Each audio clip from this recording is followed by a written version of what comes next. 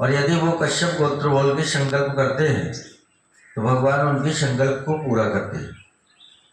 तो इस समय आप पतित पावनी कलमलहरणी शिवपुत्री मां नर्मदा की श्रद्धा भक्ति भाव और विश्वास के साथ आप परिक्रमा कर रहे। मां नर्मदा आपकी सभी मनोकामनाएं पूर्ण करे। परंतु आपने समय लगाया परिक्रमा करने के लिए। क्या लगाया? समय लगाया, शरीर लगाया, धन लगाया, लेकिन उसमें 5 वस्तुएं और लगा दो तो फिर तो सोने सुहागा हो जाए। मन लगा दो, मन की शुद्धता, विचारों की शुद्धता, भाव की शुद्धता, वाणी की शुद्धता, और कर्म तो शुद्ध है ही। तो ये जो आपका 15 दिन 18 दिन 20 दिन जितने दिन का भी आपका प्रवास है नर्मदा परिक्रमा का, ये नर्मदा परिक्रमा क्या है ये यदि आप समझ गए तो सब काम हो गया। ये घूमने के प्लेस नहीं है जो आप 3200 किलोमीटर जो पैसा लगा के आप जा रहे हैं, ये सिर्फ घूमने के लिए नहीं है। ये जो रास्ता है ये मोक्ष और मुक्ति का रास्ता है, भगवत मार्ग। कौन सा मार्ग है? हाँ, ये संसार का मार्ग नहीं है। संसार को छोड़ के इस मार्ग को चलना है।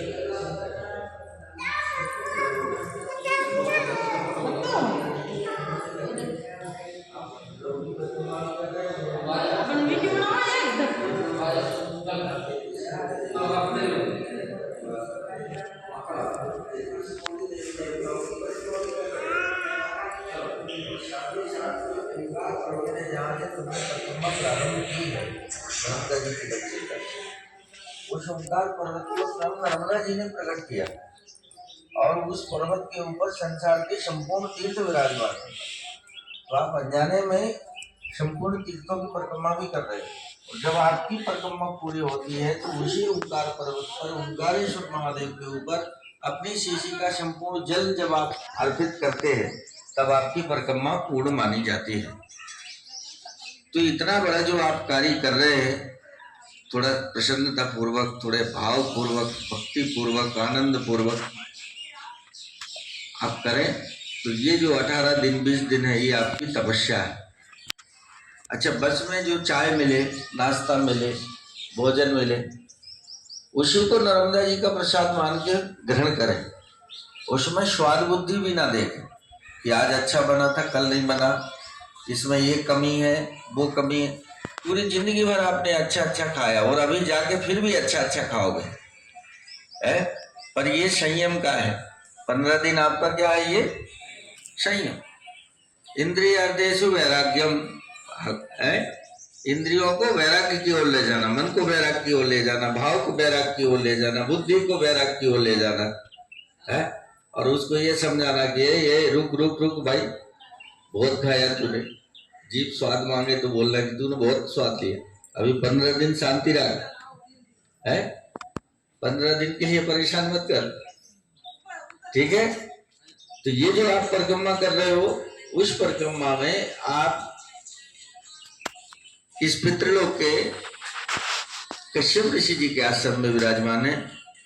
और कश्यप जी के पास यहाँ 88,000 ऋषि मुनि आए और 88,000 ऋषि मुनियों ने आकर के यहाँ कश्यप जी से निवेदन किया कि हे महर्षि कश्यप, आप पुण्यात्मा धर्मात्मा है, जो नर्मदा जी आपको 27 कल्पों से स्नान करा रही।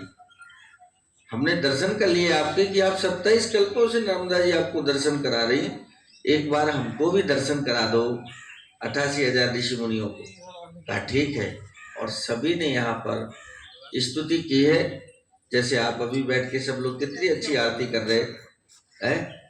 तो ऐसे ही 88,000 ऋषि मुनि यहाँ खड़े हुए और खड़े होकर कश्यप जी के साथ स्तुति करने लगे। उनकी स्तुति को सुन करके माँ नर्मदा रत्ना सागर के साथ 88,000 ऋषि मुनियों के बीच में प्रकट हुई और प्रकट होकर के ऋषियों से बोलती है वरदान मांगो। पर इंद्रादिक देवता ब्रह्मादिक देवता आकाश मंडल में पुष्प लेकर खड़े थे।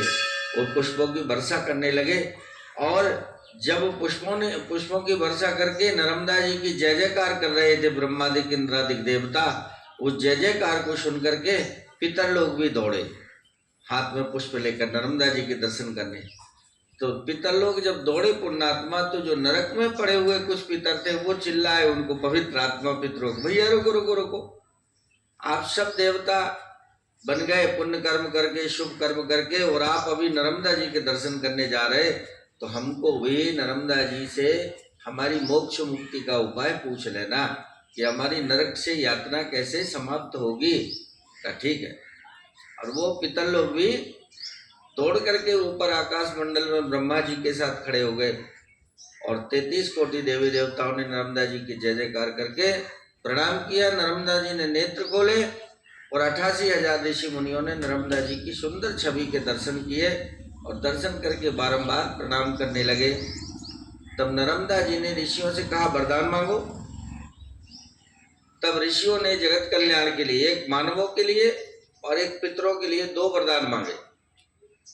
हे भगवती, हे मां नर्मदा, आपका इतना सुंदर स्वरूप देखकर हम सभी ऋषि मुनि तृप्त हो गए, हमारा जीवन धन्य हो गया। हे माता, पहला वरदान ये दे दो कि आप नित्य निरंतर इसी जलराशि में निवास करें और जो मनुष्य इसमें स्नान करे वो सब पापों से मुक्त हो जाए। तो ये जो बुलबुला कुंड है, आपको देखने में जितने जोर से हर हर नर्मदे हर बोलते हैं उतने बुलबुले आशीर्वाद के रूप में आपको प्राप्त होते हैं। उसमें नहाने से चर्म रोग कुष्ठ रोग अभी भी ठीक होते हैं, अपनी अपनी श्रद्धा की बात। दूसरा वरदान मांगा कि जो पुत्र यहाँ पर अपने पितरों के पिंडदान कराए उसके पितृ नर की योनि से निकल के भगवान विष्णु के वैकुंठ धाम इत्यादि लोकों में पधारे, और जो पुत्र पिंडदान कराए वो पितर ऋण से मुक्त हो जाए और उसके घर में कोई आदि व्याधि उपाधि दुख दलित रोग शोक भय संताप हो, तो जिसको पितृदोष कहते हैं, पितृदोष की भी समाप्ति हो जाए। इस प्रकार से मैंने आपको यहाँ का संक्षिप्त वर्णन बताया। तो नर्मदा परिक्रमा के दौरान ये 3200 किलोमीटर की जो परिक्रमा है, इसमें आपको अनेकों अनेकों तीर्थ इतने विचित्र अति विचित्र और प्रभावी अभी भी इस कलिकाल के अंदर में जो तत्काल प्रभाव देने वाले हैं, ऐसे ऐसे तीर्थ आपको विद्वान दर्शन करने के लिए मिलेंगे। और नर्मदा जल के अंदर भी कितने कितने तीर्थ विद्वान मिलेंगे आपको। तो आपकी यात्रा आगे के लिए मंगलमय हो और आपकी सारी मनोकामना नर्मदा पूर्ण करे। तो यहाँ साल भर में जितने परिक्रमावासी आते हैं उनकी निःशुल्क रहने की व्यवस्था, भोजन की व्यवस्था, चाय की व्यवस्था निःशुल्क रखी गई। सेवा ही धर्म हमारा है, नर सेवा नारायण सेवा, भूखे को भोजन प्यासे को पानी। तो आप सभी भाई बहन अच्छे कुल अच्छे परिवार अच्छे गोत्र से आए हैं और सामर्थ्यवान हैं, जो पांव पैदल परिक्रमावासी आते हैं, यदि आप चाहें तो उनके अन्य क्षेत्र में सहयोग देकर आप अक्षय पुण्य के भागीदार बन सकते हैं। प्रेरणा देना मेरा कार्य है। इसी प्रकार से आखा तीज तक हमारी परिक्रमा चलती है। दशहरे से लेकर के आखा तीज तक पिंडदान लिखाए जाते हैं।